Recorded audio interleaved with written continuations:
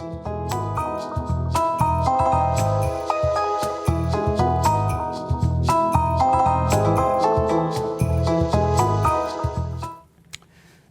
আলাইকুম ওয়া রাহমাতুল্লাহি ওয়া বারাকাতুহু। ইন্নাল হামদালিল্লাহ ওয়াসসালাতু ওয়াসসালামু আলা রাসূলিল্লাহ ওয়া বা'দ। আল্লাহ রাব্বুল আলামিন আমাদেরকে পৃথিবীতে প্রেরণ করেছেন সৃষ্টির শ্রেষ্ঠ জীব হিসেবে, আশরাফুল মাখলুকাত হিসেবে আল্লাহ রাব্বুল আলামিন আমাদেরকে এই পৃথিবীতে প্রেরণ করেছেন। আমাদেরকে করেছেন সম্মানিত। আমাদেরকে আমাদের প্রত্যেকের আচার আচরণের কারণেই আমরা আল্লাহ রাব্বুল আলামিনের কাছে কখনো সম্মানিত হই, কখনো দুনিয়াতে থাকতেই লাঞ্ছিত হয়ে যাই। আমাদের আচরণ এবং সেই অনুযায়ী আমাদের জীবনকে আমরা কিভাবে গঠন করব সেই ব্যাপারেই আজকে আমরা জানব। প্রিয় দর্শক, আপনাদের সকলকে আন্তরিক প্রীতি ও মোবারকবাদ জানিয়ে শুরু করছি নেক্সাস টেলিভিশনের নিয়মিত আয়োজন ইসলামী ব্যাংক বাংলাদেশ পিএলসি নিবেদিত ইসলামী জীবন বিধান অনুষ্ঠানের আজকের পর্বে আপনাদেরকে স্বাগত জানাচ্ছি আমি নিজাম বিন মুহিব। প্রিয় দর্শক, প্রতিদিনই আমরা একজন বিদগ্ধ স্কলারকে আমন্ত্রণ জানিয়ে থাকি। আজকেও যথারীতি আমরা আমন্ত্রণ জানিয়েছি দেশের একজন প্রখ্যাত আলেম দ্বীনকে। চলুন শুরুতেই আমাদের আজকের স্কলারের সঙ্গে আপনাদেরকে পরিচয় করিয়ে দিচ্ছি। বিজ্ঞ স্কলার হিসেবে আমাদের স্টুডিওতে আমাদের আমন্ত্রণ গ্রহণ করেছেন এবং স্টুডিওতে এসেছেন বাংলাদেশের খ্যাতিমান স্কলার, জননন্দিত মিডিয়া ব্যক্তিত্ব, ধানমন্ডি মসজিদুত তাকওয়া সোসাইটির সম্মানিত খতিব ফদিলাতুশ শেখ সাইফুল ইসলাম। আসসালামু আলাইকুম ওয়া রাহমাতুল্লাহি ওয়া বারাকাতুহু। ওয়া আলাইকুম আসসালাম ওয়া রাহমাতুল্লাহি ওয়া বারাকাতুহু। উস্তাদ কেমন আছেন? আলহামদুলিল্লাহ, সর্বাবস্থায় আল্লাহ তাআলার প্রশংসা। আপনাকে নেক্সাস টেলিভিশনের এই জীবন ঘনিষ্ঠ আয়োজনের এই নতুন সময়ে স্বাগত জানাচ্ছি। আপনাকে অনেক অনেক ধন্যবাদ। প্রিয় দর্শক, আজকে শুরুতেই আমরা বলছিলাম যে আসলে আমাদের জীবনটা অনেক দামি। কখনো জীবিকার তাগিদে আমরা জীবনকে বিলিয়ে দিই, আবার কখনো হতাশায় আমরা জীবনকে বিলিয়ে দিই। কেউ আত্মহত্যা করে ফেলি, কারো চাকরি নাই, কারো ব্যবসায় লস খেয়েছেন, আমরা জীবনকে বিলিয়ে দিই, আত্মহুতি দেই। এইরকম করে আমরা একটা জীবনকে যখন মনে চায় তখনই বিলিয়ে দিই। আবার অনেক সময় দেখা যায় যে ইসলামের জন্য, দ্বীনের জন্য, দেশের জন্য আমরা জীবনকে দিই। আমাদের আজকের স্কলার কাছে শুরুতেই আমাদের প্রশ্ন হচ্ছে, একটি জীবনের মূল্য কত? শেখ, শুরুতেই জানতে চাই জীবনের মূল্য কত? ইন্নাল হামদুলিল্লাহ ওয়াসসালাতু ওয়াসসালামু আলা রাসূলিল্লাহ আম্মা বা'দ। আমি এক কথায় বলবো যে শিরোনামটা অসাধারণ, দুর্দান্ত সুন্দর। জাযাকাল্লাহ। বারাকাল্লাহ। যে একটি জীবনের মূল্য কত, আমি যদি এইভাবে বলি, কোরআনে কারিমের একটি আয়াত আমার এই মুহূর্তে মনে পড়ছে এবং একটি হাদিসের কথা মনে পড়ছে। আল্লাহ সুবহানাহু ওয়া তাআলা কোরআনুল কারিমের মধ্যে বলছেন, মান ক্বাতালা নাফসান বিগাইরি নাফসিন আও ফাসাদিন ফিল আরদি ফাকান্নামা ক্বাতালান নাস জামিআ ওয়া মান আহইয়াহা ফাকান্নামা আহইয়ান নাস জামিআ। একটি জীবনের মূল্য আল্লাহ সুবহানাহু ওয়া তাআলা কিভাবে দিয়েছেন বা দেখেন, যে কেউ যদি একটি প্রাণকে হত্যা করে, একটি জীবনকে কেউ যদি হত্যা করে, সে যেন গোটা মানব জাতিকে হত্যা করলো। আর কেউ যদি একটা জীবনকে বাঁচিয়ে দেয়, সে যেন গোটা মানব জাতিকে বাঁচিয়ে দিল। আল্লাহু আকবার। আপনি বুঝতে পারছেন ব্যাপারটা। শুধু তাই নয়, রাসূল সাল্লাল্লাহু আলাইহি ওয়াসাল্লাম কি বলেছেন? হাদিসে কুদসির ভাষায় আল্লাহ সুবহানাহু ওয়া তাআলা বলেন, কোনো একটা মানুষ, কোনো একটা আল্লাহ তাআলার বনি আদম, কোনো একটা মানুষের প্রাণ হরণের ক্ষেত্রে, একটা জীবনের প্রদীপ নিভিয়ে দেওয়ার ক্ষেত্রে যদি এমন হয়ে থাকে যে শুধু মানুষ নয়, এক্ষেত্রে আকাশ এবং জমিনের সবাই দায়ী। রাসূল সাল্লাল্লাহু আলাইহি ওয়াসাল্লাম বলেছেন, সেই ক্ষেত্রে আল্লাহ তাআলা ঘোষণা দিয়েছেন, আমি সেই যারা আমার বান্দাকে হরণের ক্ষেত্রে যারা দায়ী, সে যদি আকাশ এবং জমিনও হয়ে থাকে, আমি তাদেরকে পর্যন্ত ধ্বংস করে দেব। আর কি এর পরে আপনি আর কি বলবেন? যে আল্লাহ রাব্বুল আলামিন বলেছেন, কেউ যদি আমার কোনো বান্দাকে হরণ করার ক্ষেত্রে কোনো ভূমিকা পালন করে, একটা জীবনকে নিভিয়ে দেওয়ার ক্ষেত্রে যদি কারো কোনো ধরনের ভূমিকা থাকে, তাহলে আমি তাকে পর্যন্ত আমার গজবে পতিত করব। হতে পারে সেটা আকাশ, জমিন এবং তার মধ্যে যা কিছু আছে। একটা প্রাণের, একটা জীবনের মূল্য আল্লাহ তাআলার কাছে কত। এবং আপনি জানেন কোরআনুল কারীমের মধ্যে রব্বুল আলামিন বলেছেন, ওয়ালাকাদ কাররামনা বানি আদম, আমি বনি আদমকে সম্মানিত করেছি। জি।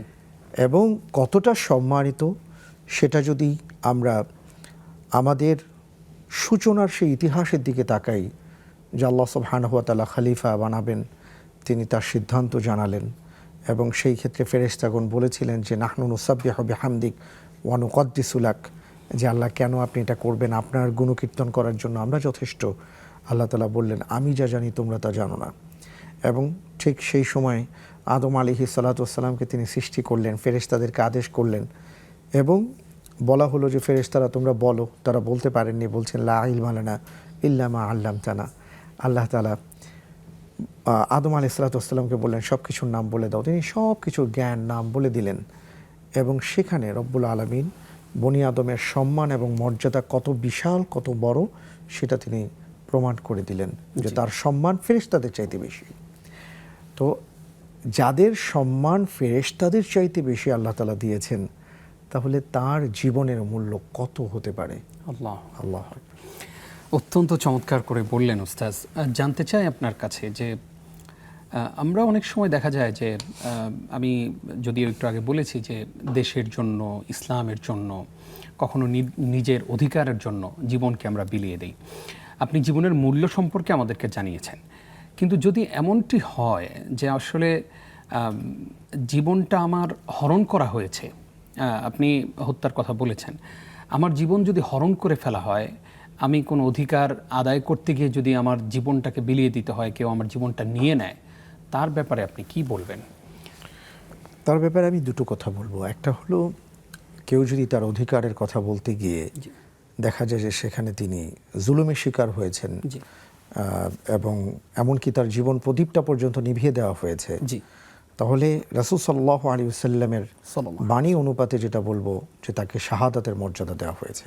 সুবহানাল্লাহ। অর্থাৎ কেউ যদি তার অধিকার রক্ষায় তার জীবন চলে যায়, তাহলে তিনি শহীদ বলে আল্লাহ রাসূল সাল্লাল্লাহু আলাইহি ওয়াসাল্লাম আখ্যায়িত করেছেন। দ্বিতীয় যে ব্যাপারটা বলবো সেটাও খুবই গুরুত্বপূর্ণ। ওমান কুতিলা মাজলুমান ফাকাদ জাআলনা লিওয়ালিয়িহি সুলতানান ফালা ইউসরিফ ফিল কতল ইন্নাহু কানা মানসুরা। আল্লাহ তাআলা বলেছেন যে ওমান কুতিলা মাজলুমান, কাউকে যদি মাজলুম অবস্থায় হত্যা করা হয়, ফাকাদ জাআলনা লিওয়ালিয়িহি সুলতানা, তাহলে তার যে ওলি আছে, অর্থাৎ তার যে বৈধ সম্পদের বৈধ মালিকানায় যারা আছে, আমি তাদেরকে রাজত্ব দান করব, ক্ষমতা প্রদান করব। ফালা ইউসরিফ ফিল কতল, খবরদার কেউ যেন হত্যার ক্ষেত্রে বাড়াবাড়ি না করে। ইন্নাহু কানা মানসুরা, কারণ অবশ্যই যাকে হত্যা করা হয়েছে সে সাহায্যপ্রাপ্ত। অর্থাৎ আল্লাহর পক্ষ থেকে যাকে হত্যা করা হয়েছে জুলুম করে, আল্লাহ তাআলা তাকে তো শাহাদাতের মর্যাদা দান করবেন এবং তার যারা ওলি থাকবে তাদেরকে আল্লাহ রাব্বুল আলামিন তাদেরকে সম্পদ বলেন, ক্ষমতা বলেন, রাজত্ব বলেন, সেটার মালিকানা তাদেরকে দেবেন, সম্মানের সর্বোচ্চটুকু আল্লাহ দিবেন, সর্বোচ্চটুকু দেবেন। এবং এই ক্ষেত্রে যারা জালেম তাদের জন্য বিশাল একটা অশনি সংকেত রয়ে গেছে। আল্লাহ তাআলা আমাদেরকে সবাইকে বুঝার তৌফিক দান করুন। আল্লাহুম্মা আমিন। আপনাকে ধন্যবাদ। আসবো আপনার কাছে আবারও ইনশাআল্লাহ একটা ফোন নিয়ে। জি, আসসালামু আলাইকুম। ওয়া আলাইকুম আসসালাম। আসসালামু আলাইকুম। ওয়া আলাইকুম আসসালাম। হুজুর, আমি বলতেছি মোহাম্মদ ইকরামুল হক। জি ভাইয়া বলুন। বামনডাঙ্গা গাইবান্ধা থেকে বলতেছিলাম, গাইবান্ধা। জি জি বলুন। হুজুর, আপনারা ভালো আছেন না? আলহামদুলিল্লাহ, আশা করছি আপনারা ভালো আছেন। জি জি, আমি আলহামদুলিল্লাহ ভালো আছি। জি, আমার প্রশ্ন, আমার আব্বা আজকে 8 বছর যাবত ইন্তেকাল করে গেছে, আল্লাহ তাকে জান্নাত নসিব করুক। কিন্তু আমার আম্মা বেঁচে আছে এখনো। জি, আমার আম্মা এখনো বেঁচে আছে। আমি আম্মার সাথে দুর্ব্যবহার করি না, এই এমনিতে মাঝে মাঝে 2 পা ধরে মাপ পাই, মা আমি যদি কোনো বেয়াদবি করতে আমাকে মাফ করে। এর ফজিলত কি? আমি ফজিলত পাবো? বুঝতে পেরেছি। বুঝতে পারছেন? জি জি জি বুঝতে পেরেছি। অসংখ্য ধন্যবাদ আপনাকে। আপনি থাকুন আমাদের সঙ্গে। আমাদের সঙ্গে এই মুহূর্তে আরো একজন দর্শক আছেন। আসসালামু আলাইকুম। ওয়ালাইকুম আসসালাম। জি বলুন। জি বোন, আমরা শুনছি। হ্যাঁ জি, আমার দুটো প্রশ্ন। জি, প্রথম প্রশ্ন হলো, মহিলা ইসলাম শরীয়ত অনুসারে মহিলাদের সেলাই কামিজ পরা যায় নাকি কাপড় পরা যায়? আচ্ছা। আর 2 নম্বর প্রশ্ন হলো, এতিমখানা মাদ্রাসা আছে, মসজিদ আছে, প্লাস মহিলারা যে তালিমের ঘর আছে, তালিম করে, এখন এই 3 জায়গার ভিতরে কোন জায়গায় টাকা দান করলে বেশি সব? জি জি জি, বুঝতে পেরেছি। অসংখ্য ধন্যবাদ বোন আপনাকে, থাকুন আমাদের এই আয়োজনের সঙ্গেই। শেখ, আমরা প্রশ্নে চলে যাই। আমাদের এক ভাই প্রশ্ন করেছেন, বাবা মারা গেছেন 8 বছর আগে, মা বেঁচে আছেন, প্রায় মায়ের পায়ে ধরে বলেন যে মা আমাকে মাফ করে দাও। এটা কি ঠিক আছে কিনা, এবং এর দ্বারা উনি কোনো উপকৃত হচ্ছেন কিনা, আল্লাহর কাছে কোনো রিওয়ার্ড পাবেন কিনা? আলহামদুলিল্লাহ, খুবই চমৎকার। অবশ্যই তিনি এর দ্বারা উপকৃত হবেন, এবং তিনি তার মার কাছে মাঝে মাঝে যে ক্ষমা চাচ্ছেন, এবং এতে প্রথমত মা আনন্দিত হন, দ্বিতীয়ত যদি কোনো কারণে কোনো দিক থেকে মায়ের মনে কষ্ট লেগে থাকে, ইনশাআল্লাহ তাআলা এর মাধ্যমে মাও তাকে ক্ষমা করে দেবেন। সবচেয়ে বড় কথা, তিনি কোনো কিছু না করলেও যদি এইভাবে তিনি মায়ের কাছে ক্ষমা প্রার্থনা করেন, এতে কোনো সমস্যা নেই, বরং আল্লাহ তাআলা তার মর্যাদা বাড়িয়ে দেবেন ইনশাআল্লাহ তাআলা। ইনশাআল্লাহ। আমাদের আরও কিছু প্রশ্ন আছে। একজন প্রশ্ন করেছেন যে সালোয়ার কামিজ পরবেন নাকি শাড়ি পরবেন, কোনটা পরবেন মহিলারা? আসলে নারীদের পোশাকের ব্যাপারে সালোয়ার কামিজ বা শাড়ি এটা মূলত মৌলিক বিষয় না। মৌলিক বিষয়টা হলো যে তার খেয়াল রাখতে হবে যে ইসলামে নারীদের জন্য যে সতরের কথা উল্লেখ করা হয়েছে, যে সতর ঢাকাটা ফরজ, এটা তার সালোয়ার কামিজ হোক বা তার শাড়ি হোক অথবা ম্যাক্সি হোক, যাই হোক, এটা দিয়ে তিনি সেইভাবে সতরটা ঢেকে রেখেছেন কিনা। অর্থাৎ একজন নারী তিনি তার ঘরে অবস্থান করলেও তিনি তার চেহারার এই পাশটা খোলা রাখবেন, হাতের কবজিটা খোলা রাখবেন, পায়ের পাতা পর্যন্ত খোলা থাকবে। অর্থাৎ নর্মাল তিনি তার সন্তানাদি বা একান্ত আপনজনদের সাথে যখন থাকবেন, তো ওই সকল ক্ষেত্রে তার এই পোশাকের বেলায় এটা খেয়াল রাখা দরকার যে তিনি যাই পরেছেন এবং সেটা ঢিলে ঢালা হতে হবে, আটসাটো হলে চলবে না, এবং খুব আর কি কটকটে কোনো কালার হবে না, এই জাতীয় কথা উল্লেখ করা হয়েছে। জি, তো এই বিষয়গুলো যদি তিনি মেনটেন করে চলতে পারেন এবং তার পুরো শরীর যদি ঢাকা থাকে, তাহলে তিনি যে কোনো পোশাক পরিধান করতে পারবেন, সমস্যা হবে না ইনশাআল্লাহ। আশা করছি আমাদের বোন বুঝতে পেরেছেন বিষয়টি। আমাদের সঙ্গে এই মুহূর্তে আরো একজন দর্শক আছেন। আসসালামু আলাইকুম। ওয়ালাইকুম আসসালাম। আসসালামু আলাইকুম। ওয়ালাইকুম আসসালাম। হুজুর, আমি প্রাইমারি স্কুলে চাকরি করি। হ্যাঁ, আমাদের কোথায় চাকরি করেন? প্রাইমারি স্কুলে আমি চাকরি করি। আচ্ছা। আমাদের সোনালী ব্যাংকে বেতন আসছে। আমার প্রত্যেক ডিসেম্বরে একটা ইন্টারেস্ট আসে, বুঝছেন? জি। সেটা উঠায় আমি কোনো হিন্দুকে দিতে পারবো? উনাকে আমি বলছি যে এটা সুদ, আমি এটা নেব না। জি, বুঝতে পেরেছি। আরেকটা প্রশ্ন হুজুর, আমার আরেকটা প্রশ্ন হচ্ছে, আমি 2 মাস আগে আপনাদের এইখানে ফোন দিছিলাম। হ্যাঁ, আমি 4 জনের সাথে জমি কিনছি। আমার প্রশ্নটা একটু ভালো করে শুনবেন। 4 জনের সাথে জমি কিনছি। 2 জন আর্মি চাকরি করে, একজন পুলিশ, আমি প্রাইমারিতে জব করি। তো ওই 2 জন লোন নিচ্ছে, বুঝছেন? লোন নিচ্ছে, ওনারা বাড়ি করবে।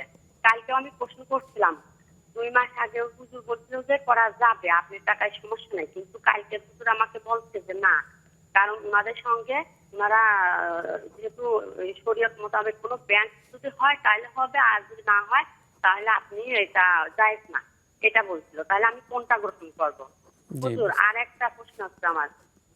আমার দ্বিতীয় প্রশ্নটা একটু ভালো করে বলবেন। হ্যাঁ, কারণ আমার ওইখানে যদি আমরা সবই ভালো করে বলবো, আপনি বলুন। হ্যাঁ না, আপনাদের এখানে 2 জন 2 রকম কথা বলছে, তো এই জন্য যদি আমার বাড়ি না করা লাগে আমি করবো না, বুঝছেন? সেজন্য আমার সঠিকটা একটু জানাবেন। বুঝতে পেরেছি। আর একটা আমি আল্লাহ তাআলাকে তুমি বলে ডাকি, এটা কি আমার কোনো সমস্যা আছে? আচ্ছা, বুঝতে পেরেছি। ধন্যবাদ আপনাকে, আপনি থাকুন আমাদের সঙ্গে। এই মুহূর্তে আমাদের সঙ্গে আরো একজন দর্শক আছেন। আসসালামু আলাইকুম। ওয়ালাইকুম আসসালাম ওয়া রাহমাতুল্লাহ। আমার একটি প্রশ্নটি হচ্ছে যে ইসলামে তো বলা আছে যে সমাজে যে কোনো ক্ষেত্রে যদি কোনো অপরাধ সংঘটিত হয়ে থাকে, পরিবার, সমাজ, আন্তর্জাতিক, জাতীয়, বহির্বিশ্ব, যে আমাদের প্রথমত শক্তি যে না পারলে কথা দেন, সর্বনিম্ন হচ্ছে অন্তত ঘৃণা করতে হয়। তো আমাদেরও ইচ্ছা করে আমরা যদি নারীরা সীমিত পর্যায়ে থাকি, অন্তর্দে ঘৃণা করার পাশাপাশি যদি আমরা লেখার মাধ্যমে কিছু অপরাধের কিছু জানাতে পারি, সেটা ইসলামে কতখানি বৈধ, লিখিত আকারে। জি, বুঝতে পেরেছি। ধন্যবাদ আপনাকে, থাকুন আমাদের সঙ্গে। ইনশাআল্লাহ ছোট্ট একটি বিরতির পর আমরা আপনাদের প্রশ্নগুলোর জবাব জানবো। প্রিয় দর্শক, আপনারা দেখছেন নেক্সাস টেলিভিশনের নিয়মিত আয়োজন ইসলামী ব্যাংক বাংলাদেশ পিএলসি নিবেদিত ইসলামী জীবন বিধান অনুষ্ঠানের এই পর্যায়ে ছোট্ট একটি বিরতির সময় হলো, আমাদের সঙ্গেই থাকুন।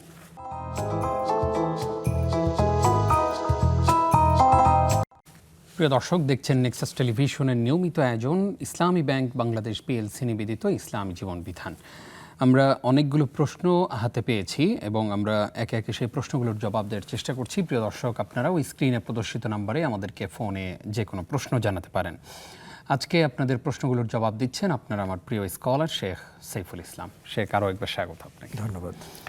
শেখ, একজন প্রশ্ন করেছেন যে মসজিদ, মাদ্রাসা, এতিমখানা, তালিম ঘর, মহিলারা যেখানে তালিম করেন, কোন জায়গায় আসলে দানটা করব আমরা? আসলে এটা হলো, আমি বলবো যে একটা আপেক্ষিক ব্যাপার। সেটা হলো তিনি যেখানে বেশি প্রয়োজন মনে করবেন, কারণ প্রত্যেকটা জায়গায় দানের জায়গা। তো যেখানে তিনি মনে করবেন যে এই মুহূর্তে এখানে দিলে বেশি ভালো হয়, সেটা তিনি চিন্তা করে সেই জায়গায় দেওয়ার চেষ্টা করবেন। উনি যদি ভালো নিয়ত শুদ্ধ রেখে যেখানেই দেন, ইনশাআল্লাহ তাআলা এটার প্রতিদান আল্লাহ তাআলা তাকে দান করবেন ইনশাআল্লাহ। একজন প্রশ্ন করেছেন যে প্রাইমারি স্কুলে তিনি চাকরি করেন, তো প্রতি ডিসেম্বরেই ওনাদের একটা ইন্টারেস্ট যোগ হয় অ্যাকাউন্টে। ওই টাকাটা তুলে উনি কোনো হিন্দু ব্যক্তিকে দিতে পারবেন কিনা? হ্যাঁ, দিতে পারবেন, কোনো সমস্যা হবে না। সমস্যা হবে না, কিন্তু সওয়াবের নিয়ত ছাড়া আর কি, অবশ্যই। জি। তিনি আরেকটা প্রশ্ন করেছেন, 4 জনের সাথে তিনি জায়গা ক্রয় করেছেন, 2 জন আর্মি, 1 জন পুলিশ এবং উনি আছেন। তো এর মধ্যে একাধিক ব্যক্তি সুদে লোন নিয়েছেন, ওনাদের লোন আছে। ওনার প্রশ্ন হচ্ছে, এখন আমি ওনাদের সাথে কি এই জায়গাতে কিছু করতে পারবো কিনা, একসাথে থাকতে পারবো কিনা? ওনারা বাড়ি করছেন আর কি, উনি এই জায়গায় করতে পারবেন কিনা সেটা জানতে চেয়েছেন। এবং তিনি খুব গুরুত্বের সাথে বলেছেন যে আমরা 2 ধরনের বক্তব্য উনি পেয়েছেন। এটা হলো ইসলামের সৌন্দর্য এবং উদারতা। ইসলাম অনেকগুলো পথ বাতলে দিয়েছে। কেউ যে পথে হাঁটতে চান বা আমরা আমাদের মতন করে বলার চেষ্টা করি, এবং আমাদের যারা শ্রোতা আছেন, যারা শুনবেন, তারা যে কোনো একটার উপর আমল করবেন। তো উনি যেহেতু এই ব্যাপারটা জানতে চেয়েছেন, আমি একটু যদি সমন্বয় করে বলি, সেটা হলো যে প্রথমত আল্লাহ সুবহানাহু ওয়া তাআলা আমাদেরকে বারবার একটা কথা বলেছেন, সেটা হলো ইয়া আইয়ুহাল্লাযীনা আমানু ইত্তাকুল্লাহ, আল্লাহকে ভয় করে চলো, যেটাকে আমরা তাকওয়া বলে থাকি। আমাদের জীবনযাপনের 2টা ধরন আছে, একটা হলো তাকওয়ার জীবন আর একটা হলো ফাতোয়ার জীবন। তাকওয়ার জীবনটা হলো উত্তম জীবন, আর ফাতোয়ার জীবনটা হলো জায়েজের জীবন, অর্থাৎ এটা আপনি করতে পারেন, হারাম না। তো এই ক্ষেত্রে আমি যেটা বলবো যে সার্বিকভাবে যেটা তিনি বলেছেন সেটা হলো যে ওনার তাকওয়া হলো যে যারা সুদের সাথে জড়িত বা ঘুষের সাথে জড়িত অথবা অবৈধ উপার্জন বা হারাম উপার্জনের সাথে জড়িত কোনো না কোনোভাবে সম্পৃক্ত হয়েছেন, তাদের সাথে সম্পৃক্ত না থাকাটা তার জন্য উত্তম। কারণ এতে অনেক সময় রহমত থেকে বঞ্চিত হবার সমূহ সম্ভাবনা থাকে। কিন্তু যেহেতু যার যার বাড়িঘর আলাদা হবে, এক জায়গা হলেও যার যার অবস্থান তো আলাদা, বাড়িঘর আলাদা, এই কারণে তিনি সেটা করতে পারেন। অর্থাৎ প্রতিবেশী যেন ভালো হয়, এ ব্যাপারে রাসূল সাল্লাল্লাহু আলাইহি ওয়াসাল্লামের নির্দেশনা আছে। তো সেদিক থেকে তাকালে আমরা এটা বলবো যে ওনারা আসলে এই কাজটা যেহেতু ভালো করেননি, তা আপনার জন্য উত্তম হলো একসাথে না থেকে আলাদাভাবে আপনি নিজের মতন করে থাকবেন, ভালো প্রতিবেশী বাছাই করবেন, এটা হলো উত্তম তাকওয়া। আর ফতোয়াটা হলো যদি আপনি চান আপনি থাকতে পারবেন, এটা আপনার জন্য জায়েজ আছে, হারাম হবে না, সরাসরি এইভাবে হারাম আমরা বলছি। আশা করছি আমাদের বোন এই প্রশ্নটা যদিও দুইবার করেছেন, আপনি এবার সংশয় মুক্ত থাকতে পারেন। সুন্দর একটি জবাব আমরা পেয়েছি। এই মুহূর্তে আমাদের সঙ্গে আরো একজন দর্শক আছেন। আসসালামু আলাইকুম। ওয়ালাইকুম আসসালাম। জি বোন, প্রশ্ন করুন। আমি ঢাকা থেকে বলছিলাম। জি বোন, প্রশ্ন করুন। আমার প্রশ্ন ছিল 1 নাম্বার, যে অনেকে বলে যে আমি মনে করেন সিলেটের মাজার শরীফ হযরত শাহজালাল রাদিয়াল্লাহু আনহুর মাজার, ওখানে গিয়ে 2 রাকাত নফল নামাজ পড়ে আল্লাহর কাছে আমি কোনো একটা জিনিস চাবো, তো সেটা কি এরকম ওখানে গিয়ে 2 রাকাত নামাজ পড়ে আল্লাহর কাছে চাওয়া এবং ওই মাজার শরীফে কিছু দান সদকা করা, এটা কি সঠিক? নাকি আমি একটা মানত করলাম যে আমার যদি একটা সাকসেস বা হয়, সাফল্য আমি অর্জন করতে পারি, তাহলে আমি ওখানে গিয়ে 2 রাকাত নফল নামাজ পড়ে আল্লাহর কাছে আমি শুকরিয়া আদায় করব, কোনটা সঠিক? যদি সেটা সঠিক হয়ে থাকে তাহলে, আবার অনেকে বলে ওখানে যাওয়া আগে নামাজ পড়া, আল্লাহর কাছে চাওয়া সেটা কবিরা গুনাহ। আসলে আমি ঠিক কনফিউজ আসলে সেটা কি ঠিক কিনা, কোনটা সঠিক। জি বুঝতে পেরেছি। আর কোন প্রশ্ন আছে? না, এটাই। জি, ধন্যবাদ আপনাকে, থাকুন আমাদের সঙ্গে। শেখ আমাদেরকে একজন প্রশ্ন করেছেন যে তিনি আল্লাহকে তুই বলে সম্বোধন করেন, এটা কি ঠিক আছে? আল্লাহ সুবহানাহু ওয়া তাআলা আমাদের মহান মালিক, আমাদের সৃষ্টিকর্তা এবং আমাদের সবচেয়ে আপন। তো এই জন্য আমাদের শব্দচয়নে অবশ্যই সেখানে তাজিম বা সম্মান সম্মানসূচক শব্দগুলো থাকা উচিত। যেমন আল্লাহু আকবার, আল্লাহ তাআলা সবচেয়ে বড়। হ্যাঁ, তো এই ক্ষেত্রে আমরা চেষ্টা করব যে অবশ্যই যত সম্মানসূচক শব্দ আছে সেই শব্দগুলোকে আমরা ব্যবহার করার, আল্লাহ সুবহানাহু ওয়া তাআলাকে ডাকার ক্ষেত্রে, বলার ক্ষেত্রে। তো উনি যেটা বলেছেন, আমরা যদি পজিটিভ সাইড থেকে দেখি, সেটা হলো অতি আপন যারা, আপনত্বের খাতিরে আমরা কখনো কখনো অতি আপনত্বের খাতিরে তুই সম্বোধন করে থাকি। জি, এদিক থেকে তিনি বলেছেন আমি মনে করি। কিন্তু তারপরেও আল্লাহ সুবহানাহু ওয়া তাআলার আজিম উশান, অর্থাৎ তার মহান মর্যাদার কারণে এইভাবে সম্বোধন না করাটাই আমাদের জন্য উত্তম, এবং এটা তার শানের খেলাফ বলবো, তাই এটা আমরা করব না। জি, আমরা সেই প্র্যাকটিসটা করব ইনশাআল্লাহ। আমাদেরকে একজন প্রশ্ন করেছেন যে একটি হাদিসকে তিনি সামনে রেখে জানতে চেয়েছেন যে সর্বনিম্ন ইমানের স্তর হচ্ছে ঘৃণা করা কোনো জালেমকে বা অপরাধ যারা সংগঠন করছেন তাদেরকে। তো ওনার প্রশ্ন হচ্ছে যে আমরা কি লিখার মাধ্যমে এটার প্রতিবাদ বা লিখার মাধ্যমে ঘৃণা প্রকাশ করতে খুব পারি? চমৎকার কথা বলেছেন, গুরুত্বপূর্ণ কথা। প্রত্যেকটা মুমিনের দায়িত্ব, মানুষের দায়িত্ব, যেমন আমরা বলি যে আপনি অন্যায় দেখলে, জুলুম দেখলে আপনি অবশ্যই সেটা প্রতিহত করার চেষ্টা করবেন, প্রতিবাদ জানাবেন। তো একজন মুমিনের দায়িত্ব হলো যে তিনি প্রতিবাদ জানাবেন। এবং বাস্তবিক পক্ষে এটা সত্য যে অনেক ক্ষেত্রে দেখা যায় আমরা তৃতীয় স্তরের ঈমানের কাজ করছি, অর্থাৎ 3 নম্বরে আসছে যে একান্ত কিছু না পারলে মনে মনে ঘৃণা করা। কিন্তু সেটার সাথে আরও একটা বিষয় কিন্তু অ্যাড আছে, সেটা হলো ঘৃণার পাশাপাশি এই বিষয়টাকে কিভাবে পরিবর্তন করা যায় সেই চেষ্টাটাও করা। আমরা শুধু ঘৃণা করে অনেকে বসে থাকি। তো উনি খুব চমৎকার কথা বলেছেন, সেটা হলো যে আমরা যদি প্রতিবাদ করে আমি কিছু লেখালেখি করি, সেটা হবে কিনা। অবশ্যই এটা তো হাতের কাজ। যেমন আমরা যে লিখছি, এই লেখাটাও কেউ যদি লেখেন তাহলে হাদিস অনুপাতে তার আমল হচ্ছে যে কেউ মুখ দিয়ে, কেউ হাত দিয়ে। তো হাত দিয়ে অনেক কিছুই করা যায়। তা হাত দিয়ে যখন আপনি প্রতিবাদটা লিখছেন, এটা আপনার হাতের প্রতিবাদ হবে, আপনি অবশ্যই সেটা করতে পারেন ইনশাআল্লাহ। ইনশাআল্লাহ। আমাদের সঙ্গে এই মুহূর্তে আরো একজন দর্শক আছেন। আসসালামু আলাইকুম। ওয়ালাইকুম সালাম। আমি কল্যাণপুর থেকে বলছিলাম, নাম বলবো না। জি জি বোন। আমার প্রশ্ন হইলো হুজুরের কাছে যে আমার এক আত্মীয়, উনি টাকা সুদে কাউকে দেয় না, কিন্তু সেটু সুদে নেয়, নিয়ে এসে সে তার সমস্যা ফেস করে, মানে নিজেই খরচ করে।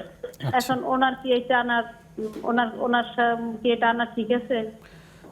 উনি হচ্ছেন নেয় না দেয়? জি না, না উনি নেয়, উনি সুদ নেয় না, উনি সুদ দেয়। সুদ দিয়ে মানে টাকা নেয়, আর একজনের কাছে আনে, তারে আবার উনি সুদ দেয়। আচ্ছা, উনি সুদ দেয়? হ্যাঁ, জি জি। উনি সুদটা নেয় না, কিন্তু সে বলে যে আমার সমস্যা, আমার অনেক হুজুরেরা বলছে যে সমস্যা, এরকম সমস্যা হইলে নেওয়া যায়। তার সমস্যার জন্য সে টাকাটা নিয়ে আসে, আবার তারে সুদ দেয়। এই হলো 1 নম্বর প্রশ্ন। আর 2 নম্বর প্রশ্ন হলো যে আমার এক সন্তান আমার গর্ভেই মারা গেছে, মৃত্যু সন্তানই জন্ম হয়েছে, কিন্তু তার সাথে আমি হাদিসে বা শুনি যে বাচ্চা, ছোট বাচ্চা মারা গেলে নাকি কিয়ামতের দিন আবার বাবা মার সাথে দেখা হবে। এই বাচ্চার সাথে কি দেখা হবে?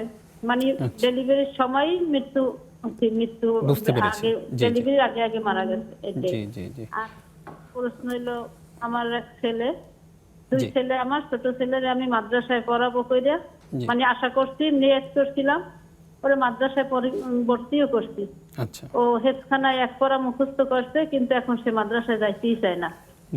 এখন আমি কি করব? আমি তো আল্লাহর কাছে মানে বলছিলাম, ও আমার গর্ভে থাকতেই যে আমার এরকম বাচ্চা মাগেনটা মারা গেছে, এরপর ও যে হবে তারে আমি মাদ্রাসায় পড়াবো, এরকম বলছিলাম। বইলে মাদ্রাসায় আমরা বুঝতে পেরেছি। আপনাকে অসংখ্য ধন্যবাদ, আপনি থাকুন আমাদের সঙ্গে। এই মুহূর্তে আমাদের সঙ্গে আরো একজন দর্শক আছেন। আসসালামু আলাইকুম। ওয়ালাইকুম সালাম। আপনারা ভালো আছেন? জি জি আলহামদুলিল্লাহ, আশা করছি আপনারাও ভালো আছেন। আলহামদুলিল্লাহ। আমার 2টি প্রশ্ন। জি জি। আমার একটা প্রশ্ন হচ্ছে, আমার মেয়ে 15 বছর বয়সে বিয়ে করে, এখান থেকে 8 বছর আগে। এখন মানে 1.5 বছর স্বামীর সংসারে থাকার পরে ও নিজে ডিভোর্স দিয়ে চলে আসে। এখন ওই ছেলেটা ওই সেই ডিভোর্স লেটারে কোনো উত্তর পাঠায়নি, মানে ডিভোর্স ও সই করে দেয়নি। এখন আমরা পরে সই চাইছি, মেয়ে বিয়ে দেব, কিন্তু ও সই দিতে চাচ্ছে না ওই ছেলেটা। এখন আমরা এই মেয়েটাকে বিয়ে দিতে পারবো কিনা, কিভাবে বিয়ে?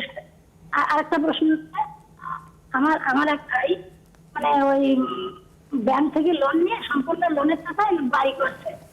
এখন ওই ঘরে কি আমি নামাজ পড়তে পারবো? মানে পাশের বাড়ির যে লোনের টাকায় বাড়ি, নাই তো? জি জি, লোনের টাকায় বাড়ি করছে, জি, ওই ঘরে আমি কি নামাজ পড়তে পারবো? বুঝতে পেরেছি। অবশ্য আমার ঘর আছে। জি জি, বুঝতে পেরেছি। ধন্যবাদ আপনাকেও। আপনি থাকুন আমাদের সঙ্গে, ইনশাআল্লাহ ছোট্ট একটি বিরতির পর আমরা প্রশ্নগুলোর জবাব জানব। প্রিয় দর্শক, আপনারা দেখছেন ইসলামী ব্যাংক বাংলাদেশ পিএলসি নিবেদিত ইসলামী জীবন বিধান। ছোট্ট একটি বিরতির সময় হলো, ফিরছি কিছুক্ষণ পর। আশা করছি জীবন ঘনিষ্ঠ আয়োজনের সঙ্গেই থাকবেন।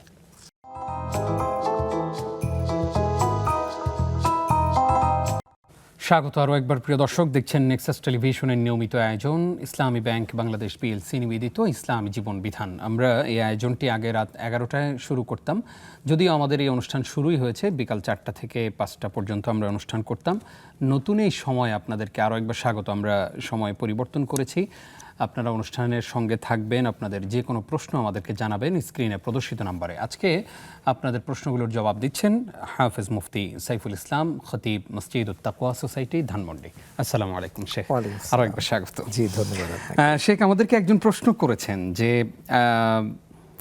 মাজারে 2 রাকাত নামাজ পড়ে কোনো কিছু চাওয়া এটা ভালো, নাকি কোনো কিছু মানত আগে করে সেটা পূর্ণ হলে তারপরে গিয়ে 2 রাকাত নামাজ পড়া?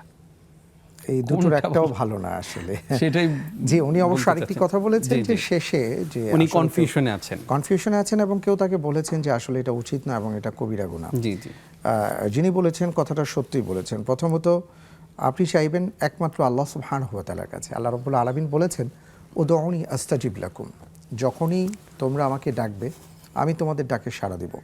ওয়া ইযা সাআলাকা ইবাদি আন্নী ফাইন্নী করিব, আল্লাহ তাআলা বলেছেন যে রাসূল সাল্লাল্লাহু আলাইহি ওয়াসাল্লামকে বলেন, আমার বান্দা যখন আমার সম্পর্কে আপনাকে জিজ্ঞেস করে যে আমি কোথায়, আপনি বলুন যে আমি খুব কাছেই আছি।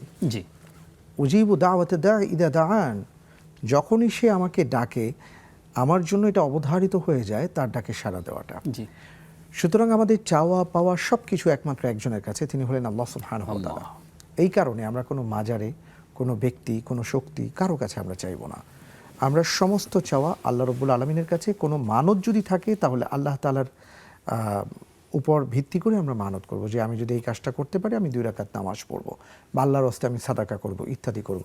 কিন্তু কোনো বিষয়কে কেন্দ্র করে এটা হলে আমি মাজারে 2 রাকাত নামাজ পড়ব, এটার কোনো উপকারিতা নেই, বরং এটা হারাম এবং কখনো কখনো এটা কবিরা গুনাহে পর্যবসিত হয়। তাই বোন যেটা করবেন সেটা হলো মানত, প্রথমত মানত না করা ভালো। মানত করার আগে তিনি সাদাকা করে দিবেন, তারপর আল্লাহর কাছে দোয়া করবেন যে আল্লাহ আমি সাদাকা করেছি, আমি 2 রাকাত নামাজ পড়েছি, আপনি আমার এটা কবুল করুন। আর যদি মানত করে থাকেন তাহলে আল্লাহ সুবহানাহু ওয়া তাআলার সাথে সম্পৃক্ত করেই মানত করবেন আল্লাহ সন্তুষ্টির জন্য। কিন্তু কখনোই কোনো মাজার বা কোনো ব্যক্তি বিশেষের বিষয়কে কেন্দ্র করে কোনো মানত করা যাবে না। শেখ, ওনার প্রশ্ন থেকে আরও একটি বিষয় বোঝা যাচ্ছে, সেটা হচ্ছে যে আমাদের অনেকের একটা টেন্ডেন্সি আছে যে আমরা ভায়া হয়ে কোনো কিছু চাইতে পছন্দ করি।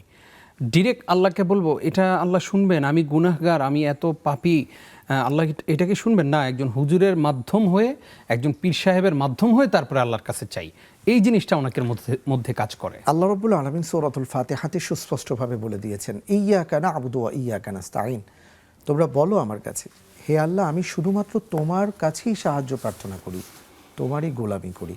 এখানে অব্যয় যুক্ত করা হয়েছে। জি, আমরা যখন বলি যে আমি কিন্তু আপনার কাছেই বললাম, তার মানে এটার কাউকে বলা হয়নি।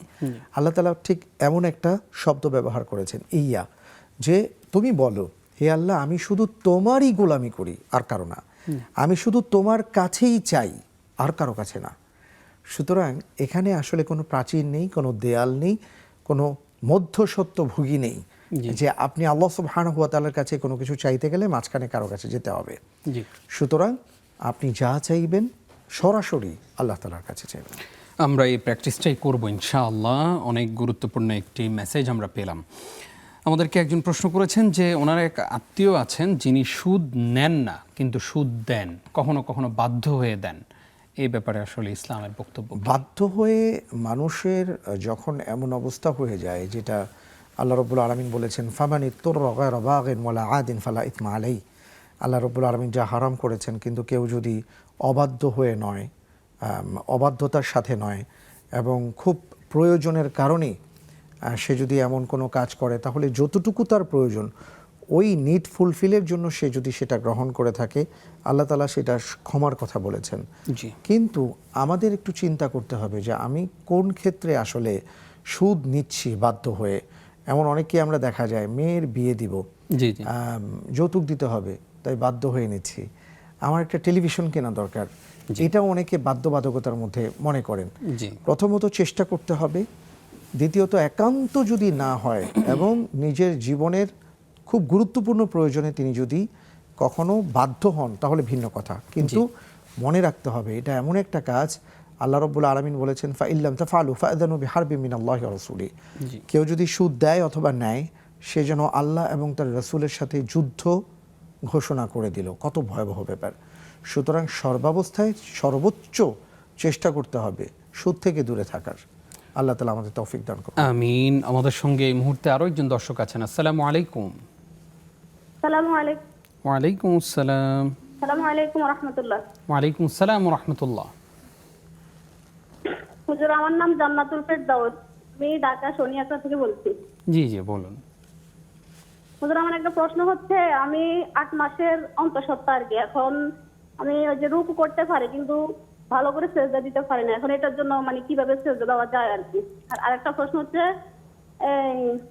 ইশারা নামাজের বিতির তাহাজ্জুদের সাথে পড়া নাকি উত্তম, কিন্তু যখন মাঝে মাঝে ধরেন আমার ঘুম আসি যায়, মানে মনে থাকে না, সকালে উঠে দেখি ফজর আযান দিয়ে ফেলছে, এখন ওই সময় ইশারার ওই বিতিরটা কিভাবে করতে হবে? জি ধন্যবাদ আপনাকে। আল্লাহ আপনাকে সুস্থ এবং নিরাপদে রাখুন। আমিন। শেখ আমাদেরকে একজন প্রশ্ন করেছেন যে গর্ভেই ওনার সন্তান মারা গেছে, কিন্তু দুনিয়াতে জীবিত অবস্থায় আসে নাই আর কি সন্তান। এই সন্তানের সাথে কিয়ামতের দিন দেখা হবে কিনা?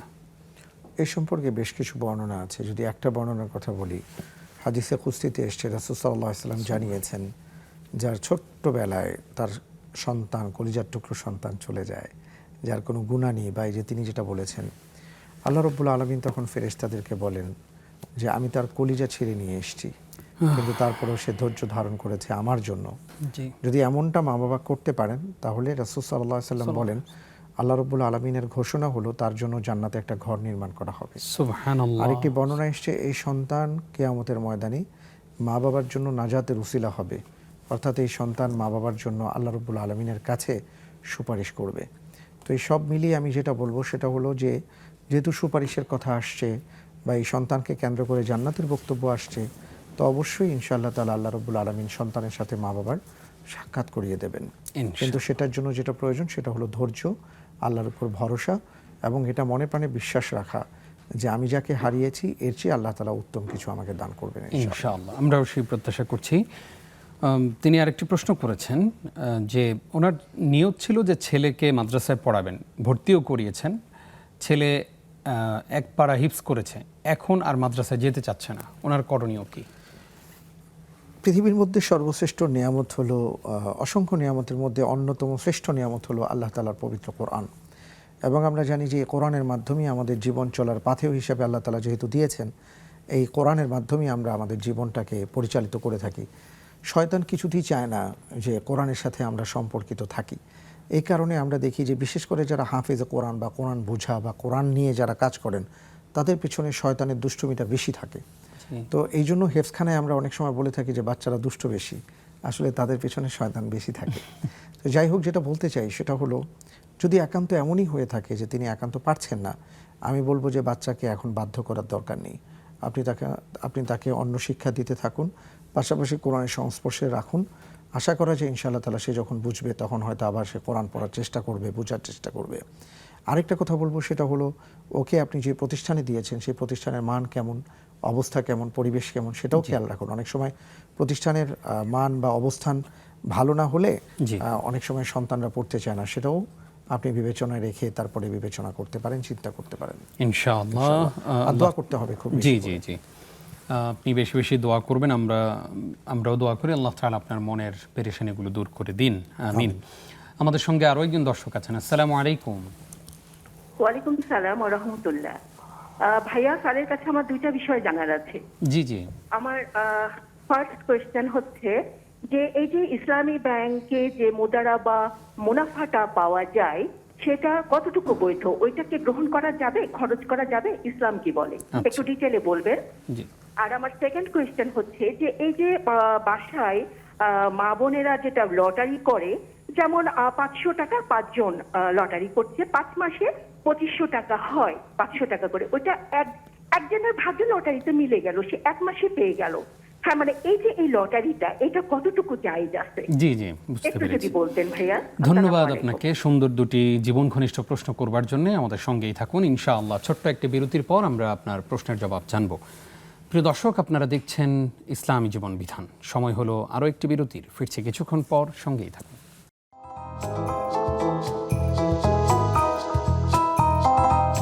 প্রিয় দর্শক, দেখতে দেখতে আমরা অনুষ্ঠানের শেষের দিকে চলে এসেছি। আপনারা আমাদের সঙ্গে যুক্ত হয়ে যান এবং প্রশ্ন করুন। আজকে আমরা অনেক গুরুত্বপূর্ণ অনেকগুলো প্রশ্নের জবাব দিয়েছি এবং যার কাছ থেকে আমরা কোরআন সুন্নাহর আলোয় আলোকিত হচ্ছি তিনি হচ্ছেন আমার আপনার প্রিয় স্কলার শেখ সাইফুল ইসলাম।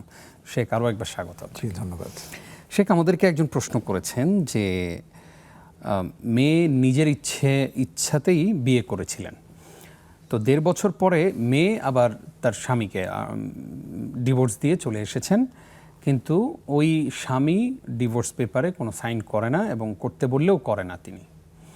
এখন জানতে চাওয়া হচ্ছে এই মেয়েকে ওনারা অন্য কোথাও বিয়ে দিতে পারবেন কিনা, ইসলাম কি বলে? আসলে আমরা এর আগেও বহুবার একটা কথাই বলেছি, সেটা হলো যে ডিভোর্সের ব্যাপারে বা তালাকের ব্যাপারটা যেহেতু একটা সেন্সিটিভ ব্যাপার, এটার কাতরতাটা হলো এই ধরনের যে যদি আমাদের কথাটা এক পক্ষে যায়, অর্থাৎ আর কি সঠিক না হয় কোনো কারণে, আমরা সব কথা শুনতে পারি না, বলতে, তো দেখা গেল যে হয়তো কোনো সিদ্ধান্তের মধ্যে এমন কোনো বিষয় আসছে, হয়ে যেতে পারে ওনার সংসার ভেঙে যেতে পারে, আবার অথবা অবৈধ জীবনযাপন হয়ে যেতে পারে।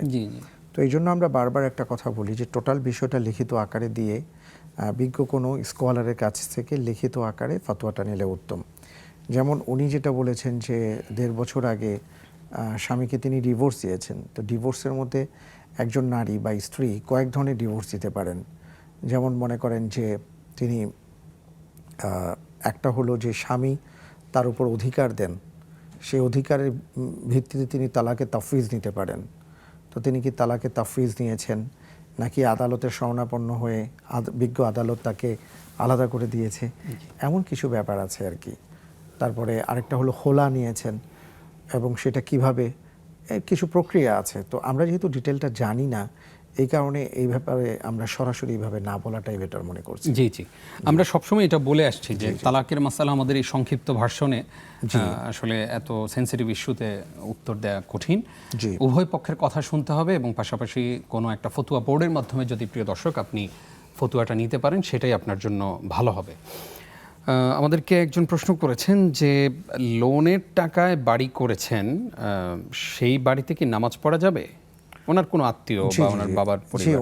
উনি সেখানে নামাজ পড়তে পারবেন, ওনার কোনো সমস্যা হবে না ইনশাআল্লাহ। 8 মাসের অন্তঃসত্ত্বা আমাদের এক বোন, তিনি রুকু করতে পারেন কিন্তু সিজদা করতে পারেন না, এক্ষেত্রে উনি কি করবেন? ফাত্তাকুল্লাহা মাস্তাতাতুম, তিনি যতটুকু পারেন ততটুকুই করবেন। রুকু যদি করতে পারেন উনি রুকু করবেন, সিজদা করতে না পারলে উনি ইশারাতে সিজদা দেবেন।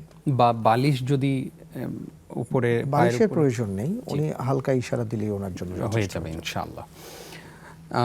তিনি আরেকটি প্রশ্ন করেছেন যে বিতিরের নামাজ কখন পড়া উত্তম? অনেকে বলেন যে একদম শেষ নামাজটা যেন দিনের শেষ নামাজটা বিতের হয়, এক্ষেত্রে যদি বিতের রেখে যদি ঘুমিয়ে পড়েন আর যদি ফজরের ওয়াক্ত হয়ে যায়, সেক্ষেত্রে ওই দিনের বিতেরটা কখন পড়বেন? যে এই ক্ষেত্রে আমরা রাসূল সাল্লাল্লাহু আলাইহি ওয়াসাল্লামের 2 ধরনের আমল দেখি। যেমন এক ধরনের আমল আমরা দেখি যে তিনি আদেশ দিয়েছেন, আব্দুল্লাহ ইবনে মাসউদ রাদিয়াল্লাহু তাআলা আনহু থেকে হাদিসটি বর্ণিত, আবু হুরায়রা রাদিয়াল্লাহু তাআলা আনহু থেকে বর্ণিত, যে রাতে শোয়ার আগে যেন বেতেরটা পড়া হয়। আবার মা আয়েশা রাদিয়াল্লাহু তাআলা আনহা থেকে বর্ণিত, জীবনের শেষ দিকে রাসূল সাল্লাল্লাহু আলাইহি ওয়াসাল্লাম বেতেরের সালাতটা রাতের শেষ সালাত হিসেবে গ্রহণ করেছেন। তো দুটো বিষয় তার জন্য খোলা আছে। তো এই কারণে আমরা তাকে বলবো যে যেহেতু ঘুমের কারণে বেতের না পড়ার সম্ভাবনাটা বেশি আপনার কাছে মনে হয়, আপনি বেতেরটা পড়েই ঘুমানোর চেষ্টা করুন, এটাই আপনার জন্য সঙ্গত হবে। জি, ইনশাআল্লাহ। আমাদেরকে এক বোন প্রশ্ন করেছেন যে ইসলামী ব্যাংকের মুনাফা কতটুকু বৈধ? জি, উনি মুদারাবার কথা বলেছেন জি, জি। এবং তিনি মুদারাবার ভিত্তিতে যখন টাকা বিনিয়োগ করবেন জি। ইনশাআল্লাহ তাআলা এটা তিনি গ্রহণ করতে পারবেন, ভোগ করতে পারবেন, এটা তার জন্য অবশ্যই হালাল হবে। হালাল হবে ইনশাআল্লাহ। তিনি আরেকটি প্রশ্ন করেছেন, বাসা বাড়িতে অনেকে লটারি করেন, একটা বিল্ডিংয়ে অনেকজন মহিলারা মিলে একটা একসাথে প্রতি মাসে 500 টাকা 1000 টাকা করে জমান, সেখানে প্রতি মাসে একটা লটারি হয়, যিনি যিনি প্রথম নাম ওঠে তিনি একসাথে পুরো টাকাটা পেয়ে যান। এই লটারি কতটুকু জায়েজ? অসুবিধা নেই, লটারিটা ওনারা করতে পারেন, কারণ এখানে কোনো সুদ নেই, বাড়তি কোনো এবং টাকা এখানে পয়সা বাড়তি কোনো লেনদেন নেই, এবং এটা কারো কোনো কিছু মিস হচ্ছে না, ওই কারণে এটা তারা গ্রহণ করতে পারবেন ইনশাআল্লাহ।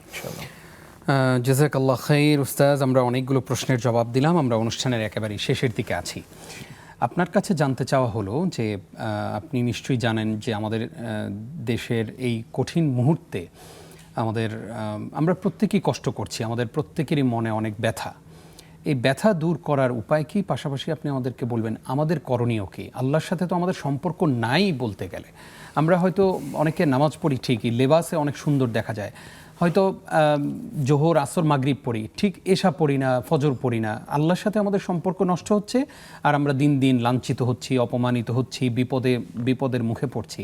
আমাদের আসলে এই কঠিন পরিস্থিতিতে কি করণীয়? রাসূল সাল্লাল্লাহু আলাইহি ওয়াসাল্লাম বিপদে পড়লে কি করতেন? আসলে মূল কথাটা আমি আপনার কথার আরেকটু গভীর থেকে যদি বলি, আমরা নিজেদেরকে মুসলমান দাবি করি বা মানুষ দাবি করি, না আছে আমাদের ভেতরে মনুষ্যত্ব, না আছে ঈমানী চেতনা। অর্থাৎ মনুষ্যত্ব থাকলে আমরা এমন অনেক কাজ করতাম না যেটা মানুষরা করে না, আর ঈমানী চেতনা থাকলে এমন কোনো কাজ করতাম না যেটা মুসলমান করে না। তো মুসলমানের ক্ষেত্রে আমি যদি একটা হাদিসের কথা বলি, যে আল মুসলিমু মান সালিমাল মুসলিমুনা মিন লিসানিহি ওয়া ইয়াদিহি, প্রকৃত মুসলিম তিনি যার হাত থেকে, যার ভাষা থেকে, যার কর্ম থেকে আরেকজন মুসলিম নিরাপদ থাকেন, মানুষ নিরাপদ থাকেন, তাকে মুসলিম বলা হয়েছে। এখন আমরা কি সত্যিকার অর্থে সে ধরনের মানুষ বা মুসলিম হতে পেরেছি কিনা, এটা হলো গুরুত্বপূর্ণ বিষয়। আরেকটা হলো নামাজ পড়লাম, আল্লাহ রাব্বুল আলামিনের হক আমি আদায় করলাম, সেখানে আমার ভুল ভ্রান্তি হতে পারে, অবশ্যই সেটা অবশ্যই করতে হবে, কিন্তু ভুল হলে আল্লাহ তাআলা আমাকে ক্ষমা করে দিতে পারেন, কিন্তু বান্দার হক আল্লাহ তাআলা ক্ষমা করবেন না। আমরা অনেকেই নামাজ, রোজা, হজ, যাকাতের ব্যাপারে যতটা সিরিয়াস, বান্দার হকের ব্যাপারে ততটা সিরিয়াস না। একজন বান্দাকে কষ্ট দেওয়াটা এটা আমাদের গায়েই লাগে না। নামাজ না পড়লে গায়ে লাগে, তাহাজ্জুদ মিস হলে গায়ে লাগে। হয়তো আমি উমরায় যাইনি, এটা আমার খারাপ লাগছে, কিন্তু আরেকজনের জমি দখল করেছি, সেটা আমার গায়ে লাগে না। আমাদেরকে আল্লাহর হক পালন করতে হবে, বান্দার হকও পালন করতে হবে, কারণ বান্দার হকের ব্যাপারটা এতটা ভয়াবহ যে আল্লাহ রাব্বুল আলামিন বলে দিয়েছেন যে বান্দার হক বান্দা যদি ক্ষমা না করে, আমি আল্লাহ ক্ষমা করব না। সুতরাং ভালো মুসলিম হতে চাইলে আমাদেরকে হকের ব্যাপারে সচেতন হতে হবে। তখন আমি যা দোয়া করব, আল্লাহ তাআলা সেই দোয়া কবুল করবেন। এবং যেটা সত্য সত্য বলতে হবে, আলোকে আলো, ভালোকে ভালো, মন্দকে মন্দ বলতে হবে।